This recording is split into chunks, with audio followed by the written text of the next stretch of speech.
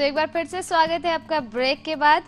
वैद्य जी, जैसा कि हम जॉन्डिस के बारे में बात कर रहे हैं और कुछ देर पहले ही मैंने आपसे एक सवाल किया कि जो गर्भवती महिलाएं होती हैं उनको बहुत जल्दी जॉन्डिस हो जाता है, तो कई बार ऐसा भी देखा गया है कि 3-4 महीने के बच्चे काफी जॉन्डिस से पीड़ित होते हैं और ऐसा भी नहीं है कि वो दवाई खा पाए, तो उनके लिए क्या इलाज है आयुर्वेद में?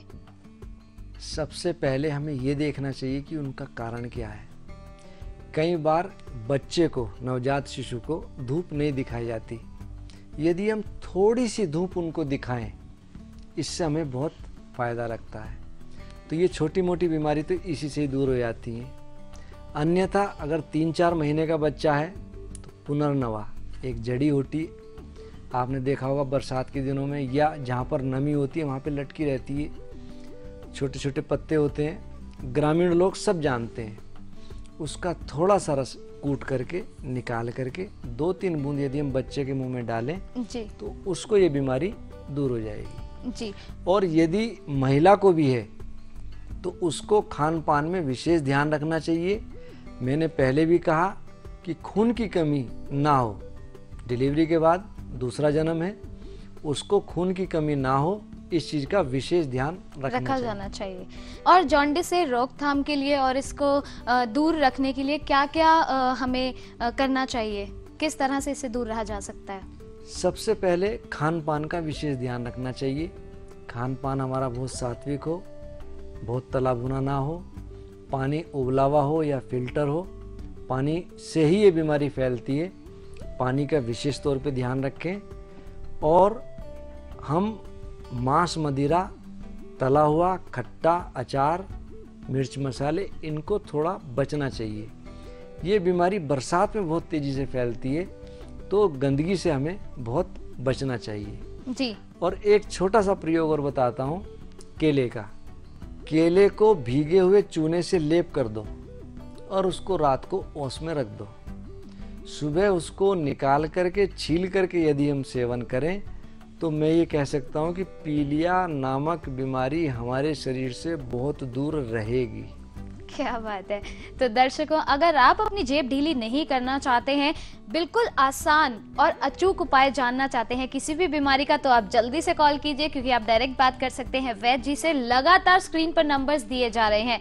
हमारी बातचीत जारी रहेगी, लेकिन हमारी बातचीत के साथ साथ हमारे साथ मौजूद होते हैं हमारे वैद्य जी के कुछ पेशेंट्स। तो ऐसे ही अभी फिर से मौजूद हैं हमारे साथ आपके ही एक पेशेंट जिनसे हमने बात की, हमारी टीम ने बात की, और आइए देखते हैं किस तरह से आपने उनको ट्रीटमेंट दिया और क्या प्रॉब्लम थी उन्हें। आइए देखते हैं। मेरा नाम सुरेखा अनीजा है, मैं लाजपत नगर दिल्ली में रहती हूँ और मुझे रूमेटॉइड आर्थराइटिस हुआ था आज से 10 साल पहले। तो यहाँ पर मैंने ब्लड टेस्ट वगैरह कराए, इधर 2-3 डॉक्टर्स को दिखाया, कंसल्ट किया, स्पेशलिस्ट को भी। तो उन्होंने मुझे बोला कि आपको ये लाइफ टाइम मेडिसिन खानी पड़ेगी, इसका अदरवाइज वैसे कोई ट्रीटमेंट नहीं है, सिर्फ एक टाइम मेडिसिन से टाइमली रिलीफ है, तो आपको रेगुलर खानी पड़ेगी दवाई। और बहुत ही कॉम्प्लिकेटेड ट्रीटमेंट उन्होंने मुझे बताया कि 7 दिन कुछ अलग दवाई, वीकेंड पे अलग दवाई, वीकडेज़ में अलग दवाई। तो बहुत ज़्यादा मुझे कॉम्प्लिकेटेड लगा और जिस तरह से डॉक्टर्स ने मुझे बताया तो मैं बहुत डर गई थी इस चीज़ से कि जॉइंट्स वगैरह टेढ़े हो रहे थे, मेरे फिंगर्स वगैरह, काफ़ी मुझसे काम भी नहीं किया जाता था, तो हाथ इनफैक्ट देख के मुझे डर लगता था। तो इन वैद्य जी के बारे में सुना हुआ था, तो हमने इनको फ़ोन किया, तो उन्होंने हमें बहुत कॉन्फिडेंटली कहा कि अगर आपकी रिपोर्ट पॉजिटिव आई है रूमेटॉइड आर्थराइटिस, तो हम आपका नेगेटिव कर देंगे, आप बस विश्वास रखिए और दवाई खाइए। तो हम लोग ऑन द स्पॉट वहीं हरिद्वार चले गए उन वैद्य के पास और अपना ट्रीटमेंट शुरू किया। 8-9 साल मैंने रेगुलर दवाई खाई और आज मैं बिल्कुल ठीक हूँ, अपना घर का हर काम अपने आप करती हूँ। तो उनकी बहुत कृपा है मुझ पर कि उन्होंने मुझे ठीक किया, अदरवाइज़ मुझे बिल्कुल भी उम्मीद नहीं थी कि मैं ठीक हो पाऊँगी। मैं उन्हें दिल से शुक्रिया अदा करना चाहती हूँ कि उन्होंने मुझे लाइफ टाइम मेडिसिन खाने से बचाया। और जिस तरह से मैं डरी हुई थी अपने लाइफ को लेके, फ्यूचर, जिस तरह से मुझे डॉक्टर्स ने सब यहाँ पे बताया था कि हाथ पैर टेढ़े हो जाएंगे अगर मेडिसिन ज़रा से भी छोड़ी या कुछ है, तो उनके ट्रीटमेंट से जो मुझे रिलीफ मिला है उनका मैं तहे दिल से शुक्रिया करती हूँ।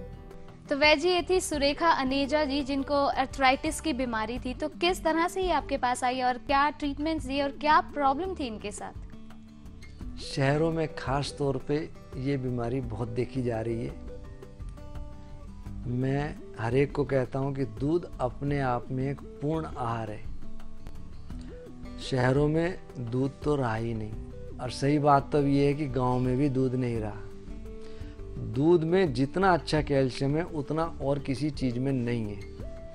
यदि हम सिर्फ दूध सेवन करते रहें दिन में 2 या 3 बार, अर्थराइटिस या और छोटी मोटी बीमारी हमारे शरीर से दूर रहेंगी। अब आपने देखा होगा कि पहले महिलाएं कितनी स्वस्थ होती थी, अब जिसको देखो 35-40 के बाद अर्थराइटिस पे पहुंच गई। कारण दूध का ना होना, दूध का ना पीना। तो उनके साथ क्या समस्या रही मुझे नहीं मालूम, लेकिन उनको अर्थराइटिस बहुत ज़्यादा रही, चलने फिरने से लाचार थी। और कैल्शियम जिस डॉक्टर के पास जाएंगे वो देगा। मैं कहता हूँ कि कैल्शियम की गोली खाने के बजाय अगर हम दूध पिए हमारे शरीर को भी लगेगा और कैल्शियम की भी पूर्ति होगी। उनको मैंने दूध एडवाइस किया था, उन्होंने दूध बाद में सेवन भी बहुत किया। और उनको मैंने मकर ध्वज का सेवन करवाया। लोग कहते हैं कि कुपिपक्व रसायन या पारे की बनी हुई दवाइयाँ या भस्में किडनी खराब करती हैं। मैं कहता हूँ ऐसा नहीं है।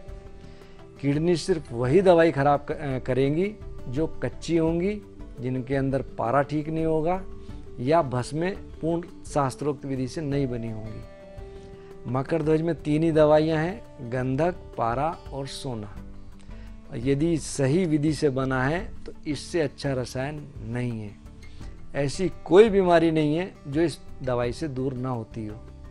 मैं अपने यहाँ की निर्मित रामफलवटी और दूसरा मकर ध्वज, अर्थराइटिस के जितने भी पेशेंट हैं लगभग सबको मैं ये दवाई देता हूँ। और इतना मैं आपको कह सकता हूँ कि मुझे आज तक ऐसा कोई रोगी नहीं मिला जो इन बीमारियों से निजात ना पा सके।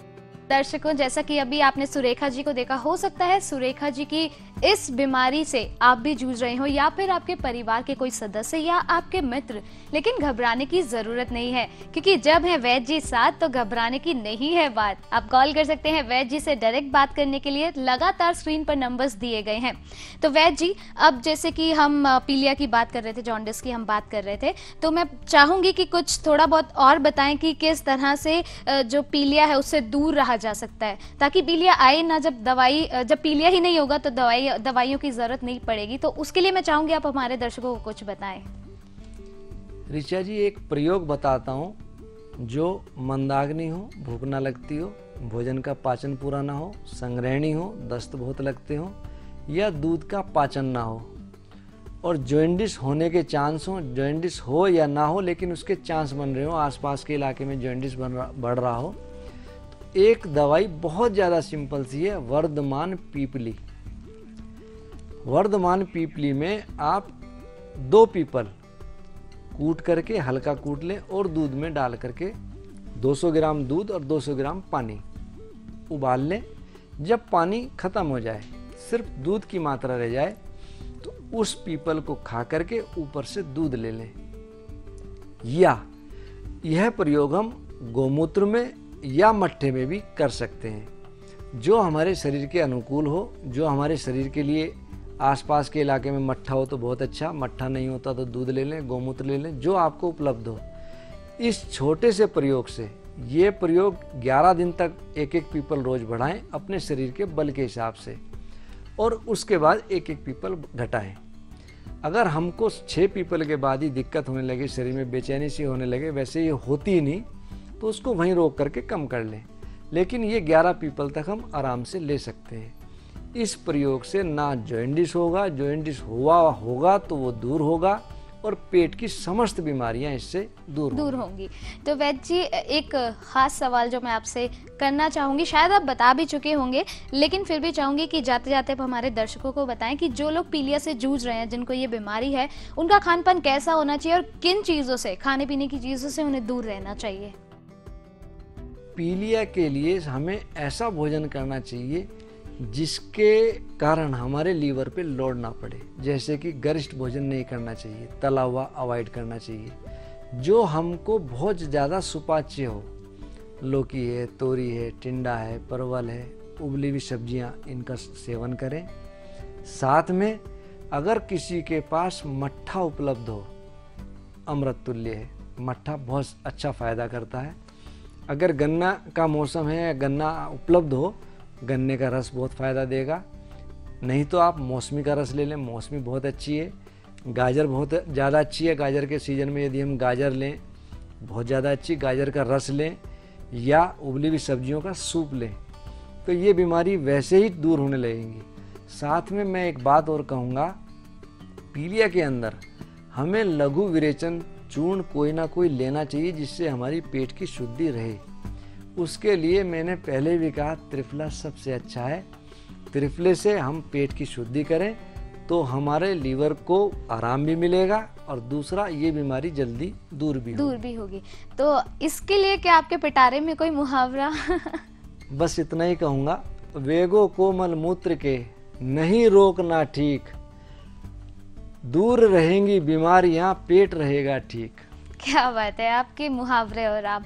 तो दर्शकों, आज हमने बात की जॉन्डिस के बारे में। हमने आपको बताया कि किस तरह से आप जॉन्डिस की बीमारी से बच सकते हैं और अगर ये बीमारी आपको है तो आपको क्या प्रिकॉशंस लेने चाहिए।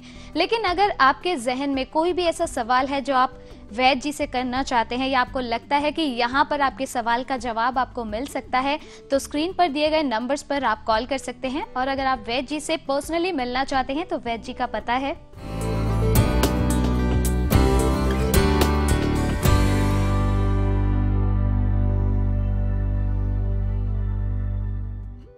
दर्शकों, फिलहाल समय हमें बिल्कुल भी इजाजत नहीं दे रहा है कि हम आपसे कुछ और गुफ्तगू करें। हम मिलेंगे आपसे फिर से दोबारा कुछ नई जानकारियों के साथ, आपकी बीमारी के इलाज के साथ। फिलहाल हमें इजाजत दीजिए, तब तक के लिए नमस्कार। नमस्कार।